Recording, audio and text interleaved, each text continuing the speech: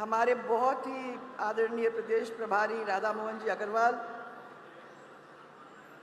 हमारे केंद्रीय मंत्री श्री गजेंद्र सिंह जी और दोनों उप मुख्यमंत्री प्रेम जी और दिया कुमारी जी, पूर्व केंद्रीय मंत्री भारती जी, पूर्व प्रदेश अध्यक्ष हमारे प्रणामी जी और सीपी जोशी जी, सांसद हमारे मंजू शर्मा जी, राव साहब, घनश्याम जी, पूर्व नेता प्रतिपक्ष राजेंद्र जी भाई साहब और हमारे राष्ट्रीय मंत्री अलका जी। मेरे सामने बैठे हुए सब मेरी महिला टीम, आज अहिल्याबाई को याद हम कर रहे हैं, तो मुझे बड़ी खुशी है कि मेरे सामने सब तो सांसद, सब अपनी एमएलएज और हमारी पदाधिकारी और अच्छी संख्या में हमारी महिलाएं सब यहाँ उपस्थित, यहाँ ही नहीं परंतु मंच पर भी दिखाई दे रही हैं। इसके लिए मुझे बड़ी बड़ी खुशी, और मैं आपको नहीं भूल रही हूँ। पहले प्रणाम इनको करके आप लोग सबको मेरा बहुत सारा प्रणाम। सब लोग यहाँ बैठे हुए हो, आदर सत्कार के साथ आपका प्रणाम।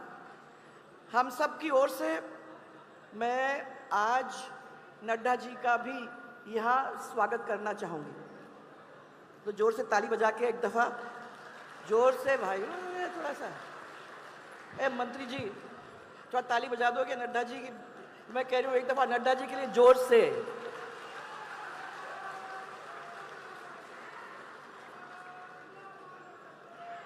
मालवा का एरिया हम लोग अच्छी तरह से जानते हैं, और जो कोटा और झालावाड़ के लोग हैं वो तो अच्छी तरह से मालवा के एरिया को जानते इसलिए हैं क्योंकि लगा इलाका है।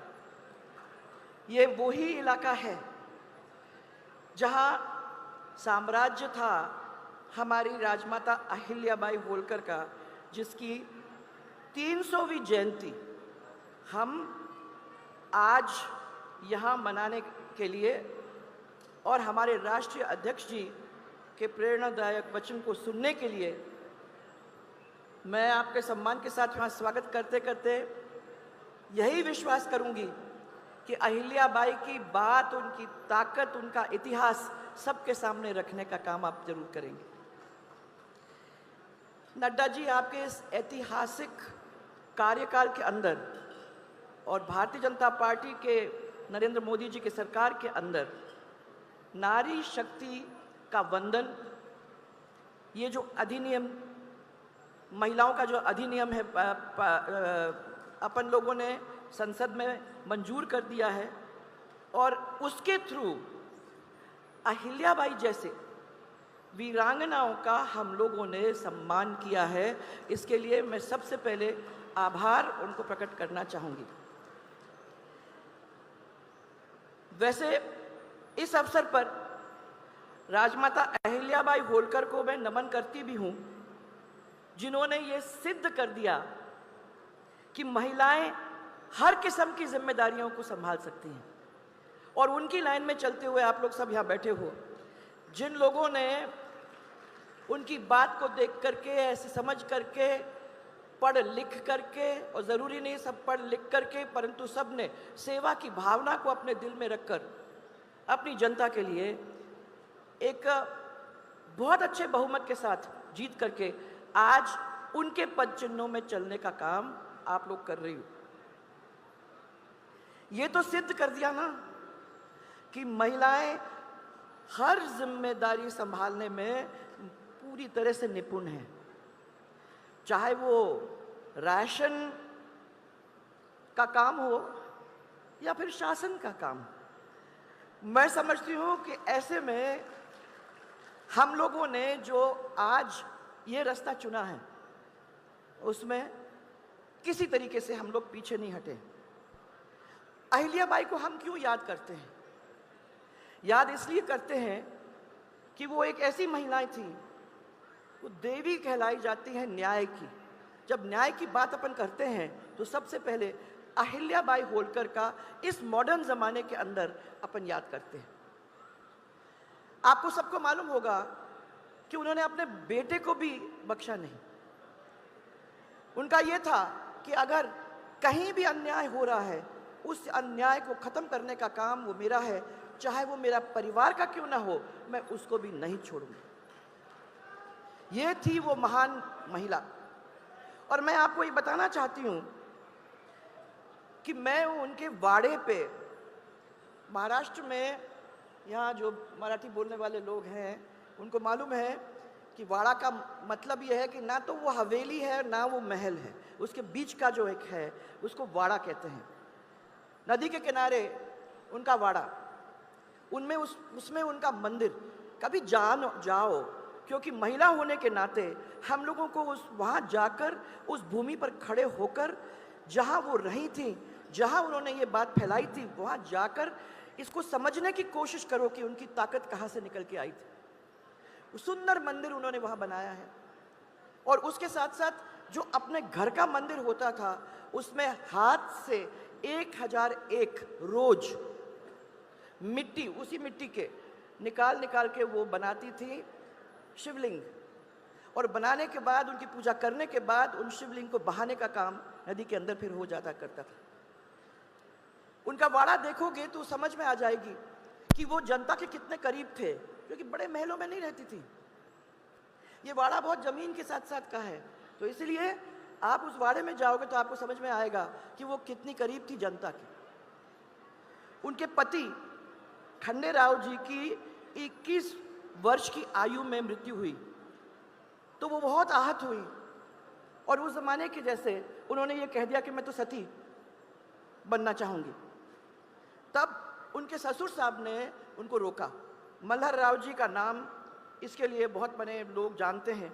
उन्होंने उनको रोका और उन्होंने कहा कि तुम जैसी महिला, मेरी बहू, मैं तुमको शिक्षित करूँगा, प्रशासनिक विषयों में दक्ष हो तुम, ऐसी स्थिति बनाने की कोशिश करूँगा, और सैन्य के बारे में भी, मैंने आर्मी के बारे में भी आपको सिखाने का काम मैं करूँगा। जो इन्होंने किया।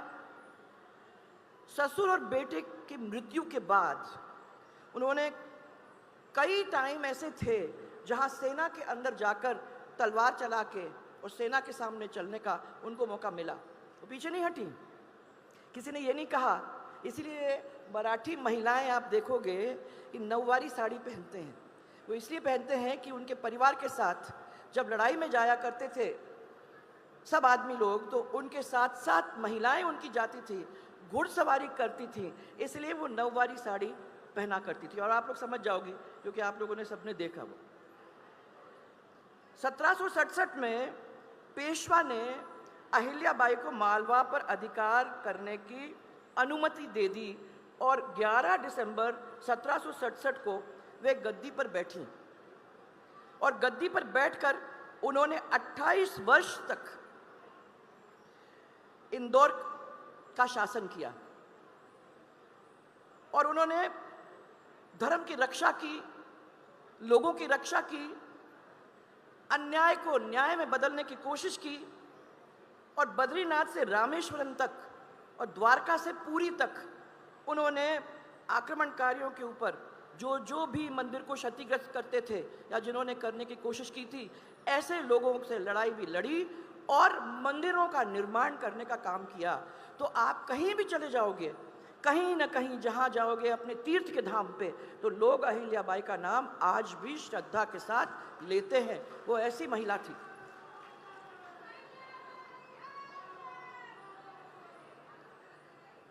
कि ये कहते हैं कि काशी विश्वनाथ का मंदिर, उनमें जो मंदिरों का काम किया था उनमें से एक वो भी मंदिर है। और अभी द्वारका के पास चले जाओ तो मैं जब दर्शन करने गई थी तो एक मंदिर है साइड में, आप लोगों ने सबने देखा होगा, जिसमें ऊपर शिव जी की मूर्ति है, परंतु जिस मूर्ति जो वाकई में मूर्ति थी वो नीचे है। उसको बचाने का काम उन्होंने किया था। जब वो आक्रमणकारी आए थे तो उन्होंने उस शिव जी की मूर्ति को किसी तरीके से छू नहीं पाए, ऐसा काम उन्होंने करके दिखाया था। आखिर में उन्होंने सती प्रथा का विरोध किया, नारी सशक्तिकरण की वकालत की और उन्होंने दिखा दिया कि नारी के नेतृत्व में कितने कितने अच्छे और संपूर्ण गुण हैं।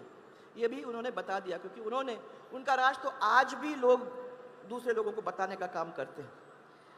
मैं आज इस अवसर पर फिर से उनको श्रद्धांजलि अर्पित करते हुए आप सबकी ओर से श्रद्धांजलि अर्पित करती हूँ, क्योंकि ऐसी महिला, वाकई में ऐसी पूजनीय महिला, मुझे तो मौका मिला है, पर मैं आपको कभी कहूँगी कि कभी इंदौर जाते हो तो खाली इंदौर मत जाना, थोड़ा सा आगे चलना, जहाँ उनका वाड़ा है, और नदी के किनारे उस वाड़े का मजा लेना, वहाँ जाके उस मंदिर में दर्शन करना, और ये वहाँ से वो शक्ति पाकर वापस आकर अपने इस काम को आगे बढ़ाने का काम करना।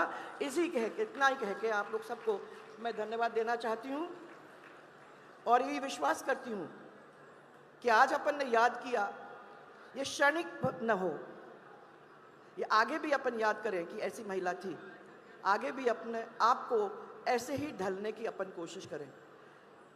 आप सबको बहुत बहुत धन्यवाद कि आपने हमारी बात सुनी।